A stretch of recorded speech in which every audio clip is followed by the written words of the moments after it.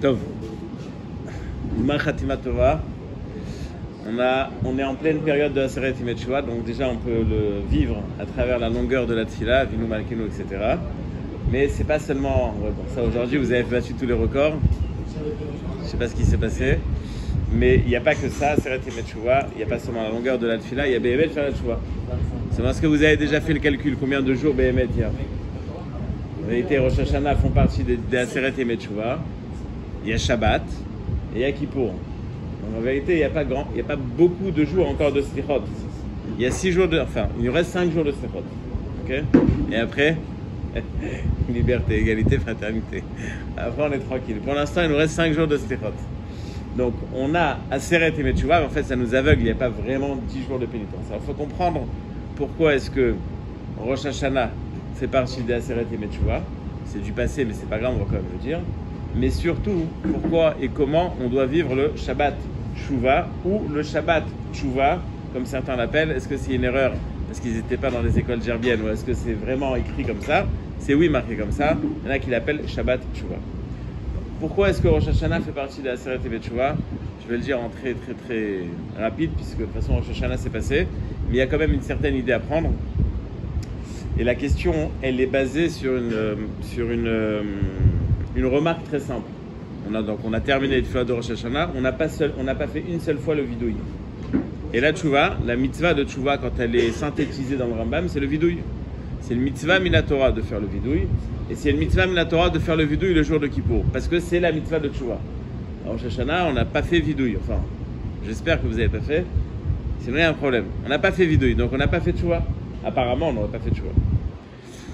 L'explication la plus simple et la plus, comme j'ai dit, la plus concise, parce que c'est pas le sujet, c'est que tchouva, c'est pas simplement se mortifier ou on est en train de regretter. Ça fait partie de ça, mais tchouva, c'est la chouv lifnei Hashem. La chouv lifnei Hashem, c'est revenir, se rapprocher d'Hashem. On a plusieurs façons de se rapprocher. On a toutes les facettes pour se rapprocher. Quand on s'est disputé avec quelqu'un, on va s'excuser, on a fait telle et telle erreur, on va offrir un cadeau, on va sortir ensemble. Il y a plusieurs facettes de se rapprocher de cette personne. À Rosh Hashanah, ce qu'on a fait, c'est se rapprocher. On va laisser le problème, on le réglera après. Viens d'abord, on passe un moment ensemble, c'est ce qu'on a fait à Rosh Hashanah. Le terme de Shabbat Teshuva ou Shabbat Teshuva, les deux termes sont acceptés, les deux termes sont marqués dans la halakha. Alors si c'est Shabbat Teshuva, c'est parce que on va lire une haftara qui s'appelle Teshuva Hashem, Teshuva Israël. Donc Teshuva c'est revient, et Shabbat Teshuva évidemment. Shabbat Teshuva c'est parce qu'on est censé faire la Teshuva. Le Maharal nous dit que tout ce qui se passe dans la semaine dépend du Shabbat qui le précède. Dans le Shabbat qui précède, on a ce qu'il appelle les orot, tout ce qui descend d'en haut. Toutes les hashpaot qu'on doit avoir descendent le jour du Shabbat, et grâce à ça, on va avoir toute la semaine qui va se passer comme il se doit. Sachant que après ce Shabbat, il y a Kippour qui arrive, donc tout se joue en vérité, tout notre Kippour se joue ce Shabbat. Donc c'est le Shabbat de la Teshuva, puisque c'est lui qui va impacter notre façon de faire Kippour. Et la dernière facette, et après on va vraiment développer, c'est que, je ne me rappelle plus où est-ce que c'est marqué, je l'ai ramené. Pardon? C'est le Shabbat d'avant. Degel Machne Ephraim, c'est un sefer de Chassidut. Il dit Shabbat Teshuva, c'est parce qu'on aspire dans la Teshuva à arriver à la Géoula. Et que le monde futur, ça va être un Shabbat permanent. Donc c'est le Shabbat Teshuva. Vous connaissez les replays là quand on veut faire tourner quelque chose. Alors Shabbat Teshuva, Shabbat Teshuva, Shabbat Teshuva, c'est-à-dire faire revenir le Shabbat à chaque fois. Donc on espère, à travers ce Shabbat, rester en mode Shabbat, puisque c'est comme ça qu'on va faire Teshuva. Sauf que c'est paradoxal. J'ai commencé à l'introduire, mais il y a un problème. On a dit que faire Teshuva, c'est faire vidouille. Donc, quand est-ce qu'on fait vidouille Shabbat Teshuva? Alors en général, déjà on se dispute. Est-ce qu'on fait Avinu Malkeinu? Vous êtes déjà disputé ou pas? Vous avez déjà décidé? Est-ce qu'on fait Avinu Malkeinu à Mincha de avant Shabbat Teshuva? Et est-ce qu'on fait Avinu Malkeinu? Et quel Avinu Malkeinu on fait sauter? Baruch Hashem, Yirbus Machot Be'Israël. Il y a toujours de quoi discuter. Donc le seul endroit où peut-être on va faire un vidouille, c'est Avinu Malkeinu, Chatan Molefanecha. Et celui-là dans le patach il saute, mais dans les autres c'est pas clair. Est-ce que Bifal on fait? Donc il n'y a pas de vidouille. Il n'y a pas de vidouille. À Shabbat, il n'y a aucun vidouille. Est-ce qu'on a le droit de jeûner Shabbat? Pas du tout. Quand on a un chazan qui est trop lourd, on lui dit ah, Chatzot, on doit manger avant Chatzot, on a interdit de jeûner. Donc, vidouille, interdit, jeûner, interdit, pleurer, interdit. Qu'est-ce qu'il nous reste? C'est le mode, tu vois, en détente, quoi, à la française. Hein? T'adores Hachem? C'est nachon. C'est nachon. Donc, quel tchouva on doit faire le jour de Shabbat? Et c'est pas simplement quel tchouva on doit faire le jour de Shabbat. C'est que le seul jour qui a eu le droit de s'appeler un jour de tchouva, c'est ce Shabbat. Les autres, ils font partie d'un package. Kippour, Rosh Hashanah, ok, Aseret et Tchouva. Le seul qui a son statut de tchouva spécial, c'est le jour du Shabbat. C'est-à-dire que le Shabbat à venir, il y a quelque chose de spécial. Sauf que techniquement, ce que nous on connaît en termes de tchouva n'existe pas ce jour de Shabbat. Mis à part ça, le Mishnah Berurah nous ramène, c'est marqué déjà dans Sfarim Kodmim, que chaque jour de la semaine, il émet taken, chaque jour de la Aseret et Tchouva, il émet taken un jour de l'année. C'est-à-dire qu'aujourd'hui on est jeudi, tous les jeudis de l'année où on n'était pas à la perfection, aujourd'hui, grâce à aujourd'hui, on va réussir, si on se conduit comme il se doit aujourd'hui, on va réussir à être métaken tout ce qu'on a mal fait tous les jeudis. Ok, comment est-ce qu'on fait pour Shabbat? On va tous se mettre à la DAF ou au DAF, le méchané, mais en tous les cas, on va tous faire quelque chose. Au DAF Ayom, ce que je dis, à la DAF ou au DAF, c'est au choix, ou les deux. Si tu veux être à la perfection, tu fais les deux. Donc, qu'est-ce qu'on est censé faire ce jour-là? Le Rambam explique la mitzvah de faire tchouva. Le Rambam, il a synthétisé, il dit c'est vidouille. Vidouille, oui, mais vidouille après, dans vidouille, il y a charata, il y a reconnaître la faute, prendre prise de conscience d'abord. Mais je n'ai pas de problème. Non, déjà prends conscience que tu as un problème. Après, regretter, etc. Après, Kabbalah Latid, il y a tout plein d'étapes. Mais déjà, faire quelque chose. Mais il commence par te dire, c'est la mitzvah de tchouva. La mitzvah de tchouva, c'est de faire vidouille. Il y a un sefer, ce qui a été écrit par un voisin à moi qui s'appelle Rapaport, sur le Rambam Ilchot Tchouva. Je le conseille à tout le monde. C'est 2 tomes. Bonne chance. Non, il fait pas peur, mais il est un peu dur à lire, mais il dissèque chaque mot du Rambam, mais ça engage en beaucoup de choses. En tous les cas, le seul jour où on ne peut pas faire tchouva, mais qui s'appelle tchouva, c'est Shabbat Tchouva. Le Malbim, dans la Haftara de Shabbat Tchouva, il donne un yesod. Qu'est-ce que c'est la tchouva? Tchouva Israël ad Hashem Elokecha ki chashalta ba'avonecha. Tchouva Israël, retourner le peuple juif ad Hashem Elokecha vers Hashem ki chashalta ba'avonecha. T'as trébuché. Le Malbim et le Or HaChaim et d'autres donnent la même explication à plusieurs endroits dans la Torah. Je vais commencer par le Or HaChaim. Le Or HaChaim, il explique c'est quoi quand on fait les Yud Gimel Midot. Et ça aussi, je vous conseille d'ouvrir des Mefarshim sur les Yud Gimel Midot pour comprendre ce qu'on va dire 26 fois le jour de Kippour. Au moins 1 ou 2 Midot de comprendre un peu, 1 ou 2 Midot de comprendre un peu ce qu'on est en train de dire. Hashem, Hashem. On dit Hashem, Hashem. Comment vous faites? Vous faites un arrêt, Milael, Milera. Alors ça aussi c'est important, mais... Hein? L'explication c'est Hashem, Yudke Vavke, Lifne Achet, avant la faute, Yudke Vavke, après la faute. Ok, V. Ça veut dire quoi? Le Or HaChaim Akadosh et le Malbim se rejoignent sur ça. Ils disent que, le Roche aussi ramène ça. Dans d'autres endroits, c'est marqué que Hachem se conduit avec la personne. Pas il se conduit avec la personne. Hachem n'est pas impacté par la faute qu'une personne fait. Il reste exactement le même avant la faute et après la faute. Lui pour lui-même. Mais quel intérêt pour moi? Mon contact avec Hachem peut être rétabli après la faute comme si je n'ai jamais fauté. Ça veut dire que bien qu'il y a eu un fossé entre moi et lui, des fois c'est 1 minute, des fois c'est 1 jour, des fois c'est 10 ans, des fois c'est 30 ans. Comment est-ce qu'on peut revenir comme si de rien n'était? Hachem, Hachem. Lifne achet, achet, achet. Il n'y a aucune différence entre quelqu'un qui a fauté et quelqu'un qui n'a jamais fauté. On peut arriver exactement au même niveau. Pour lui, ça ne change rien du tout. Erzeh acholiot. Quand vous achetez un habit et il se salit, la première fois dans la machine, ça passe. 100 fois dans la machine, il n'y a plus de couleur. Si on fait tchouva tous les ans, et on dit qu'on fait tchouva tous les ans, et on espère faire tchouva tous les ans, au final, il y a quand même un problème. Au final, il y a quand même quelque chose qui s'est abîmé. Non. Hachem, Hachem. Lifne achet, achet, achet, il est exactement pareil. Erzer Choliot. Dans le Midrash, c'est marqué sur Réhouven. C'est marqué sur Réhouven que c'est le premier à avoir fait tchouva. Le premier à avoir fait tchouva. Et tout le monde se pose une question très simple. C'est pas vrai, c'est faux. C'est faux. Caïn est le premier à avoir fait tchouva. Après, il y a encore d'autres histoires, je ne me rappelle plus maintenant, mais il y a encore d'autres histoires entre Caïn et Réhouven où il y a eu une tchouva. Sauf que les Mefarshim expliquent qu'il y a deux niveaux de tchouva. Il y a la tchouva à laquelle on doit aspirer, celle du peuple juif, et il y a l'autre tchouva qui est beaucoup moins intéressante. L'autre tchouva, c'est bon, on était éloigné, on a fait une avéra, on s'est éloigné d'Hachem. Bon, on va essayer de faire la paix avec lui. C'est à peu près comme la paix avec l'Égypte. Il y a la paix, mais est-ce que vous avez déjà été au Caire? Non. Paix froide. Très froide. Donc, ok, bon, on fait pas la guerre. C'est pas très très sympathique comme paix. Mais il y a faire la paix. Il y a vraiment faire la paix. C'est-à-dire quand on est vraiment proche.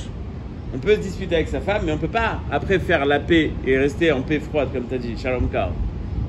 Divorce, c'est mieux. Ça sert à rien. Non, il faut retrouver une situation où c'était comme si on n'a jamais fauté. Bon, c'est très compliqué avec les femmes parce que c'est faire un zichronot. 50 ans après, elles s'en rappellent. L'homme est chané. Mais toi, tu vas faire l'effort. Toi, tu vas faire l'effort de faire comme si ça n'a jamais existé. C'est ce que tu vas faire. Tu dois réussir, grâce à l'effort que tu vas fournir, de créer un contact peut-être même plus fort que ce qui était avant. Zé Hachem Hachem. C'est-à-dire le contact qu'on a avec Hachem, et j'en ai parlé la semaine dernière, le fait qu'on est, nous, une particule de Dieu, fait que tu aies fauté ou que tu n'aies pas fauté, la partie intérieure, celle qui est définie comme le Chelek Elokam Imal, cette particule de Dieu, elle n'est jamais abîmée. Donc, ta faute, c'est pas toi.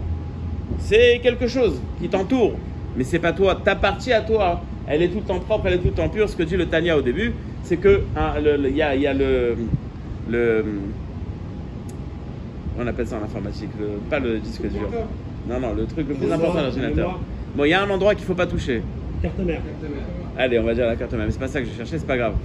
Il y a un endroit, c'est-à-dire, il y a un endroit, si là-bas c'est abîmé, c'est foutu. Mais cet endroit, s'il n'est pas abîmé, alors ton ordinateur, tu peux le sauver. Zéoto d'avant. La particule de Dieu, elle ne peut jamais être abîmée. Et Hachem, c'est ça que ça veut dire. Parce que nous, on est une particule de Dieu, et que Hachem ne peut pas être abîmé, nous aussi, on ne peut pas être abîmé. Donc c'est vrai, on a fait plein de Haverot. C'est vrai, on a Rabbanot, Chalak Bet Yosef, dans quel niveau de Haverot, l'homme est chané. Aval, c'est l'homme est chané. Parce que la particule, elle est là. Kashalta ba'avonecha, et c'est ce que nous dit le Malbim dans le début de la Haftara. Shuva Israël ad Hashem Elokecha ki kashalta ba'avonecha. Comment est-ce que je peux revenir ad Hashem Elokecha? Je peux faire la paix avec lui, mais ad Hashem Elokecha, quoi, je vais être à côté de Rabbi Shimon Bar Yochai? Comment est-ce que je peux être ad Hashem Elokecha? Bien sûr, tu peux. Ki kashalta ba'avonecha.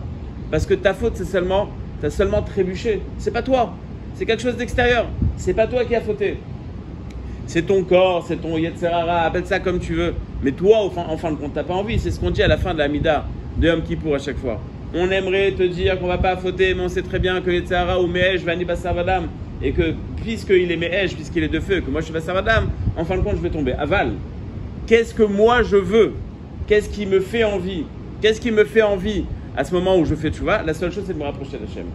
Et on doit tous aspirer à arriver à un moment à Kippour où il n'y a rien d'autre qui nous intéresse. J'espère que c'est vécu comme ça, mais à l'année là, on n'est pas en train de penser au gâteau qu'on va manger.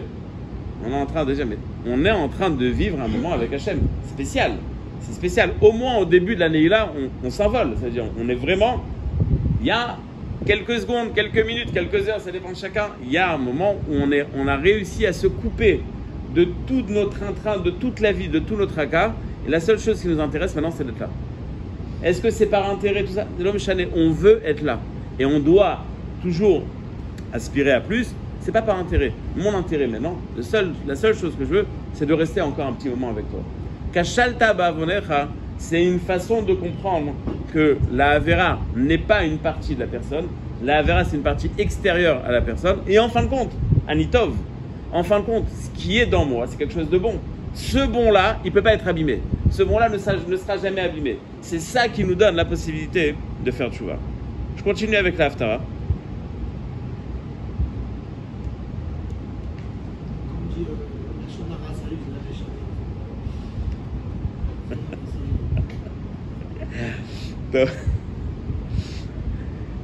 C'est-à-dire qu'il y a quand même un petit ça pour non, bien sûr qu'il y a un impact. Il y a des Neshamot plus élevés que d'autres. Tania aussi dit qu'il y a des Neshamot qui sont définis de Tzadik, des Benoni. Bien sûr qu'il y a des niveaux de Neshamot. Mais il y a toujours, ça dépend à quelle profondeur, mais quand tu vas creuser, il y aura toujours une partie qui sera pure. En Kazelava. Karet, même le Karet, même Rabbi Lazar ben Dourdeya, en fin de compte, il a réussi à faire tchouva. Donc il y a toujours quelque chose. Je sais là combien il est loin. Combien c'est difficile d'arriver à cette partie-là. Mais elle est là. Il faut savoir qu'elle est là. Imroelav kol tisa avon vekartov. La deuxième partie de la tchouva, c'est de dire, bon, on ne sait pas simplement faire tchouva. C'est qu'on a décidé de faire quelque chose de plus. On a décidé de rajouter quelque chose de plus. Et j'explique l'importance de la Kabbalah de faire quelque chose de plus. Faire la paix et ne plus discuter, c'est bon, j'ai compris. Quand je parle de ta mère, ça t'énerve. Mais si je veux faire mieux, je ne vais pas parler de ta mère. Je vais même lui offrir un cadeau à ta mère. Ah. Là, tu vas faire la paix. Imrou, elav, kol tisa avon vekartov. On ne fait pas de tchouva seulement parce qu'on a peur d'Hachem. Et donc on dit, bon, il vaut mieux arrêter de faire des avérotes, comme ça on ne prend pas de claque. On fait tchouva parce qu'on a envie d'être proche d'Hachem. Mais comment est-ce que je vais prouver à Hachem que j'ai envie d'être proche de lui? Eh bien, je vais me transformer. Je vais faire quelque chose que je ne faisais pas jusqu'à maintenant, quelque chose que je n'avais pas l'habitude de faire, ou quelque chose que je faisais mal, chacun à son niveau. Je vais m'adapter. Je vais faire quelque chose que je ne faisais pas avant. Donc la Kabbalah Léatid, la capacité de dire maintenant j'aimerais me rapprocher plus, ça fait partie de la tchouva, dans le sens où c'est pas une tchouva par intérêt, c'est plus une tchouva mais ahava. Et c'est là qu'on arrive au point culminant. L'Agmar nous dit qu'il y a deux niveaux de tchouva. Tchouva meira, tchouva me'ahava. Tchouva meira, c'est quand tu as peur, on a tous peur, on connaît tous les problèmes de la vie, on voit tous les gens qui souffrent, etc. On connaît tous les enjeux de tous les jours, chaque seconde, la vie elle peut se renverser. Et donc on a peur, surtout quand on a une famille, etc. On comprend tous les risques de la vie. Donc on a peur, c'est normal. On va prier plus sérieusement qu'une personne, par exemple un jeune homme qui n'a pas de responsabilité. Bon, il a moins peur. Nous, dès qu'on commence à réfléchir, les responsabilités, etc., on a peur. Mais ça, c'est par intérêt. Et une tchouva meira. Il y a une tchouva me'ava. C'est pas par crainte de ce qui va se passer dans notre vie. C'est plus parce qu'on a fait du mal à Hachem, entre guillemets, on ne peut rien lui faire, et que ça nous dérange d'avoir fait ça, alors on va faire tchouva me'ava. Et cette tchouva me'ava, c'est le niveau supérieur de tchouva. Et la Gemara nous dit que quand on fait tchouva me'ira, c'est-à-dire par crainte, alors les avérotes qu'on a fait, les avérotes qu'on a fait, on savait que c'était interdit. On l'a quand même fait. Si on fait tchouva, ça se transforme en shogeg. Pas très grave. Alors que tchouva me'ava, quand on fait tchouva me'ava, les avérotes se transforment en mitzvot. Comment est-ce que l'avérote se transforme en mitzvot? Incroyable. Non, on va faire plein de avérotes. Et à Kippour, on va faire tchouva me'ava, c'est génial. On va aller passer Shabbat à Elat, et puis après on revient, on fait tchouva me'ava. C'est tranquille. Ta kavana, elle est bonne. Hein? Ta kavana, elle est bonne de base. Donc tu fais une avéra. Non, j'ai fait une avéra, maintenant je fais tchouva me'ava. Comment ça devient une mitzvah? J'ai mangé du porc. C'était bon, chaval à la zman. Je fais tchouva me'ava. Comment c'est devenu une mitzvah? Vous me dire, tu aurais dû faire une bracha. D'ailleurs, c'est marqué très cholim. Est-ce qu'on fait une bracha sur du pakaché? Alors, Méchané, comment ça devient une mitzvah? Comment? Non, je ne la donnerai pas. Comme ça, je serai bloqué à la bracha. Comment est-ce que ça devient une mitzvah? C'est très simple. Toutes les mitzvot, au final, c'est une façon de se rapprocher d'Hachem. C'est pas seulement, je vais faire attention à ce que je dis, c'est pas seulement un but, c'est surtout un moyen. Un moyen de se rapprocher d'Hachem. Maintenant,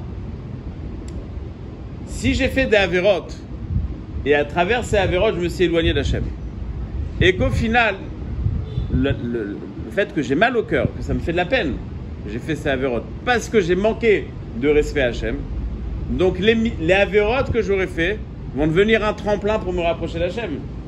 Plus je vais me sentir mal par rapport au fait que je me suis éloigné d'Hachem, plus au final je vais me rapprocher d'Hachem.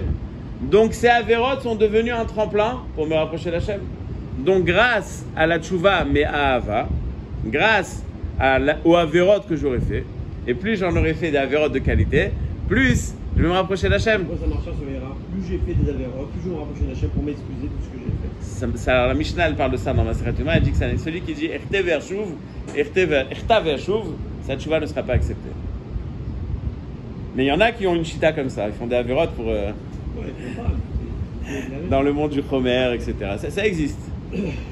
Ah, voilà, c'est marqué méfroage dans la Mishnah. Celui qui fait des avérotes pour les transformer en mitzvot, ou qui font des avérotes pour faire des mitzvot aux autres, par exemple. Ça existe aussi. C'est pas bon. En tous les cas, je pense à personne. Ne vous regardez pas comme si à qui. Qu'est-ce qu'il est en train de dire? C'est l'idée générale qui est. Mais ça existe, c'est abaya. Top. Donc, on a un système qui est très simple, qui s'appelle Tshuva Me'ava. Et cette Tshuva Me'ava, elle est marquée où dans l'Haftara? Premièrement, on te dit ça, je fais le premier niveau. Kashal Taba Vonecha. Mais le deuxième niveau, Kachim Achadvarim, Unshalma Parim Sfatenu, c'est marqué dans cette Haftara, tu n'auras pas besoin d'amener un korban. Parce que par ta décision, tu n'as plus besoin d'amener un korban. Pourquoi? Puisque un korban, c'est seulement si tu as fait une avera, des shogeg. Mais si j'ai fait une mitzvah, je n'ai pas besoin d'amener un korban. Or, on t'a créé le système de Tshuva Me'ava. Ce Tshuva Me'ava te dit, tu n'as plus besoin de faire un korban. Donc c'est très simple, le Yesod est très simple. On a parlé de Tshuva et on se dit, mais attends, comment est-ce qu'on fait Tshuva pendant Shabbat? Alors il n'y a pas vidou, il n'y a pas de jeûne, il n'y a pas ce qu'on fait à Kippour, il n'y a même pas ce qu'on fait à Rosh Hashanah. Mais il y a un autre système de Tshuva. Tshuva Me'ava.